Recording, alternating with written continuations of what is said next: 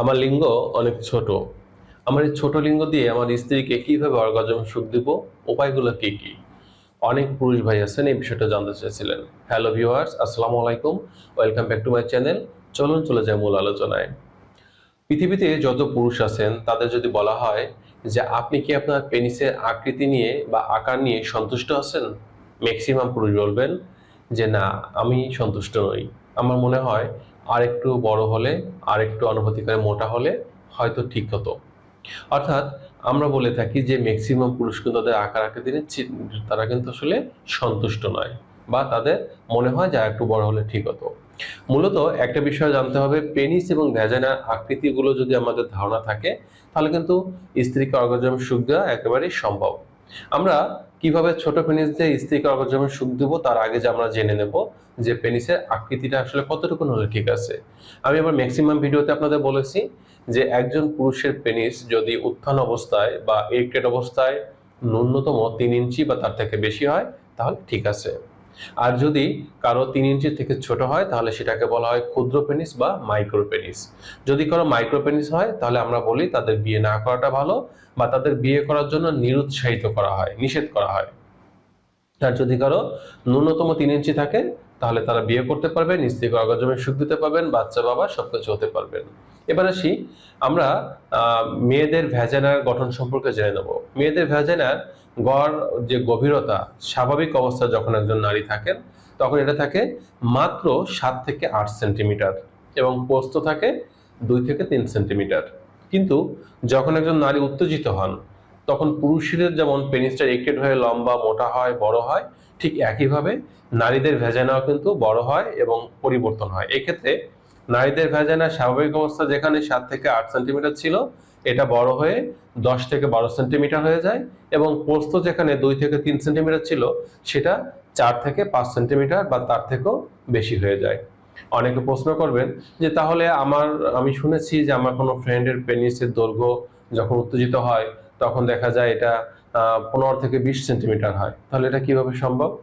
বিষয়টা হচ্ছে যে পুরুষ এবং নারীর প্রত্যেকটি প্রাইভেট পার্ট বা জননাঙ্গটা আল্লাহ তাআলা এটা ইলাস্টিন নামক এক প্রকার হরমোনাল গ্রন্থি দিয়ে তৈরি করেছেন। পুরুষের পেনিসটা যেমন প্রয়োজনের সময় বড় হয়, মোটা হয়, ঠিক নারীর গভীরতাটাও কিন্তু এটা বড় হয়, এবং হাজবেন্ডের পেনিসটা যত বড় হবে, যত চাপ দিবে সেই পেশাটা নেওয়ার মতো সক্ষমতা বা জায়গাটা বড় হওয়ার যে অবস্থা, এটা কিন্তু ভ্যাজাইনাতে তৈরি হয়ে যায়, যার কারণে স্ত্রী কিন্তু তার হাজবেন্ডের পেনিস যাই হোক সেটা কিন্তু ভিতরে প্রবেশ করাতে পারেন, স্বাচ্ছন্দ্যেই কিন্তু এটা করতে পারেন।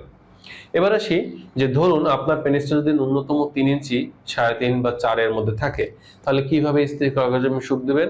এক্ষেত্রে প্রথম নম্বর যে বিষয়টা মাথায় রাখতে হবে সেটা হচ্ছে আপনি মেইন প্লেতে যদি 5 মিনিট সময় নিতে পারেন, ফোর প্লেতে অন্তত 10 মিনিট সময় নিন। অর্থাৎ নারীদের অর্গাজমের সুখ দেওয়ার জন্য মেইন প্লে থেকে ফোর প্লেটা বেশি গুরুত্বপূর্ণ। ফোর প্লেটে যখন আপনি থাকবেন তখন আপনার স্ত্রীর যে স্পর্শগত জায়গাগুলো আছে, বিশেষ করে তার শরীরের একেবারে পা থেকে মাথা পর্যন্ত প্রত্যেকটি স্পর্শগত জায়গা, এখানে বেশি সময় নিয়ে আদর, চুম্বন, চাকিং, মর্দন, লেহন এই কাজগুলো করতে থাকুন। এটা করার মাধ্যমে দেখা যাবে আপনার স্ত্রী 70 থেকে 80% অর্গাজমের সুখ পাওয়ার দ্বার প্রান্তে পৌঁছে যাবে। ঠিক এরপরে যদি আপনি পেনিসটা প্রবেশ করিয়ে মাত্র 2 থেকে 3 মিনিট সময় নিয়ে পেনিট্রেশন করতে পারেন, দেখবেন সে অর্গাজমের সুখ পেয়েছে।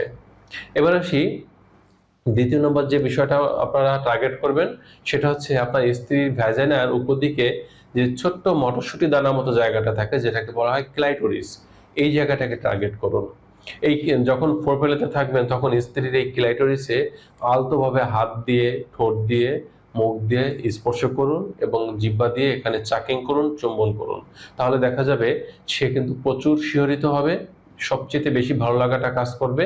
এবং এক সমীক্ষায় দেখা গেছে যে মেয়েরা প্রায় 70% মেয়েরা তারা কিন্তু ভ্যাজাইনার মধ্যে পেনিস প্রবেশ করানোর মাধ্যমে অর্গাজমের সুখ পান না, তারা সুখ পেয়ে থাকেন তাদের ফোর প্লেতে বেশি সময় নেওয়া এবং ক্লাইটোরিসে যদি বেশি সময় নিয়ে আদর, চুম্বন এই কাজগুলো করা যায় তাহলে তাদের অর্গাজমটা খুব দ্রুত হয়, খুব সুন্দরভাবে প্রতিবার তারা অর্গাজমের সুখ পেয়ে থাকে।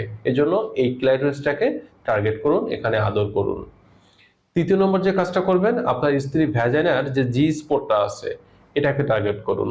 অর্থাৎ একজন মেয়ের চরম স্পর্শকাতর জায়গা যেটাকে বলা হয়, সেটাকে বলা হয় জি স্পট। এই জায়গাটা একজন নারীর ভ্যাজাইনার খুব কাছে, অর্থাৎ আমরা যদি বাইরের দিক থেকে ভিতরের দিকে বলি, ভালভার পরেই, অর্থাৎ আপনার 1 থেকে 1.5 ইঞ্চি। যে সকল নারীরা একটু কম উচ্চতা সম্পন্ন তাদের ভ্যাজাইনা জি স্পট থাকে 1 থেকে 1.5 ইঞ্চি অভ্যন্তরে, আর যারা একটু লম্বা প্রকৃতি তাদের থাকে 2 থেকে 2.5 ইঞ্চি অভ্যন্তরে।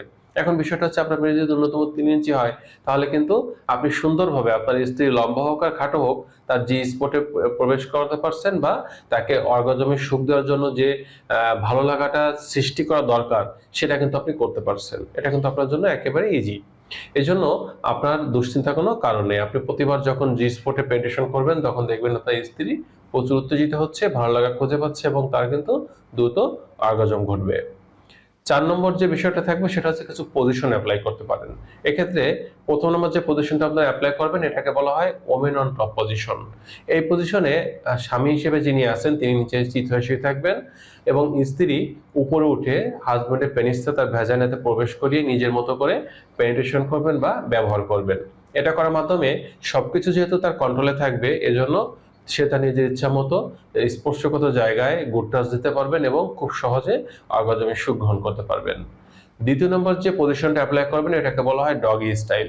এই ডগি স্টাইল পজিশনে যখন থাকবেন তখন স্ত্রী ডগির মতো করে আসন নেবেন এবং হাজবেন্ড পিছন দিক দিয়ে স্ত্রী ভ্যাজাইনাতে পেনিসটা প্রবেশ করানোর মাধ্যমে পেনিট্রেশন করবেন। এতে প্রতিবার আপনার স্ত্রীর জি স্পট, ক্লাইটোরিস এই জায়গাগুলো ঘর্ষণ পাবে এবং আপনার পেনিসের সম্পূর্ণটাই স্ত্রীর ভ্যাজাইনার মধ্যে প্রবেশ করবে। এজন্য এই পজিশনটা একটা ভালো পজিশন। এবং 3য় নম্বর যে পজিশনটা আপনি অ্যাপ্লাই করতে পারেন এটাকে বলা হয় পিলো আন্ডার হিপ পজিশন। অর্থাৎ আপনার স্ত্রীর কোমর বা নিতম্বের নিচে আপনি একটা বালিশ দিয়ে দিন। তাহলে কি হবে, স্ত্রীর ভ্যাজাইনাটা একেবারে সামনের দিকে চলে আসবে এবং আপনি পেনিস প্রবেশ করানোর সাথে সাথে দেখবেন যে তার জি স্পটে যেমন ঘর্ষণ লাগছে, অপরদিকে আপনি যখন একটু বেশি প্রেসার দিবেন বা ধাক্কা দিবেন তখন কিন্তু প্রতিবার আপনার পেনিসের লাস্ট যে জায়গাটা আছে ওই জায়গাটার কিন্তু আপনার স্ত্রীর ক্লাইটোরিসে ঘর্ষণ দিবে। তাহলে কিন্তু 2 in 1 একসাথে কিন্তু 2টা স্পর্শগত জায়গায় আপনি ঘর্ষণ দিতে পারছেন, যার ফলে কিন্তু এই আসনে স্ত্রী খুব দ্রুত অর্গাজমের সুখ পেয়ে থাকেন। এবার আসি যে এর পাশাপাশি আমাদের 4 নম্বর যে কাজটা করতে হবে সেটা হচ্ছে রিদম বা ছন্দময় গতি নিয়ে আপনার পেনিট্রেশন করতে হবে। একেবারে বেশি তাড়াহুড়াও করবেন না, একেবারে স্লোলিও পেনিস চালনা করবেন না, মিডিয়াম গতিতে আপনি পেনিসটা চালনা করবেন। এটা কিন্তু স্ত্রীদের বা মেয়েদের বেশি ভালো লাগা সৃষ্টি করে। আর 5 নম্বর যে কাজটা করবেন সেটা হচ্ছে স্ত্রীর সাথে যোগাযোগ ঠিক রাখবেন, কমিউনিকেশনটা যেন ঠিক থাকে মিলনের সময়। অর্থাৎ আপনার স্ত্রী কোন জায়গায় আদর করলে বেশি সুখ পাচ্ছে সেই জায়গাগুলো আপনি আদর করুন, কেমন শিহরিত হয় সেটা আপনি উপভোগ করুন এবং যদি আপনি এটা বুঝতে না পারেন স্ত্রীর সাথে কথা বলে জেনে নিন যে কোথায় আদর করলে সে বেশি সুখ পায়। এবং এর পাশাপাশি যে কাজটা করবেন অবশ্যই আপনি আপনার স্ত্রীর কানে কানে ফিসফিস করে কিছু উত্তেজনামূলক কথা বলতে পারেন। কিছু উত্তেজনামূলক নোংরা কথা আছে যেগুলো মেয়েরা বেশি পছন্দ করে, সেগুলো বলতে পারেন।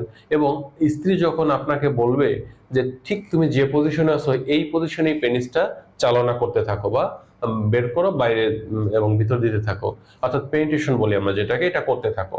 তো ওইটা যখন বলবে তখন আপনি বুঝবেন আপনি ঠিক এর মেন সুইচেই কিন্তু স্পর্শ করেছেন। ঠিক ওইভাবে যদি রেখে মাত্র 2 থেকে 3 মিনিট পেনিট্রেশন করতে পারেন, দেখবেন যে স্ত্রী প্রচন্ড উত্তেজিত হচ্ছে, আপনাকে জোরে শক্ত করে জড়িয়ে ধরছে, চোখ মুখ লাল হয়ে যাচ্ছে, প্রচন্ড পাগলামি করতেছে, হঠাৎ করে দেখবেন নিশ্চিত হয়ে গেছে। মানে সে অর্গাজমের সুখটা পাওয়ার পরে মনে হবে তার শরীরে আর কোনো শক্তি নেই, একটা প্রশান্তি চলে আসবে। তখনই বুঝবেন যে আপনি আপনার স্ত্রীকে অর্গাজমের সুখ দিতে পেরেছেন, ভালো লাগার সুখ দিতে পেরেছেন। এটা দেখে যেমন আপনারা ভালো লাগবে, স্ত্রীর কাছে তো ভালো লাগবেই, দুজনের দাম্পত্য জীবনটা অনেক সুন্দর হবে, অনেক মধুময় হবে। সবশেষে একটা কথাই বলবো যে লিঙ্গের আকার এটা কিন্তু মুখ্য বিষয় নয়, স্ত্রীকে অর্গাজমের সুখ দেওয়ার জন্য টেকনিকটাই কিন্তু আসল বিষয়। তো বন্ধুরা, এই ছিল আজকের বিষয়। আপনাদের স্বাস্থ্য বিষয়ক কোনো তথ্য বা পরামর্শ পাওয়ার জন্য কমেন্ট করতে পারেন, আমি চেষ্টা করব কমেন্টে রিপ্লাই দেওয়ার জন্য। আজ এ পর্যন্তই, আল্লাহ হাফেজ।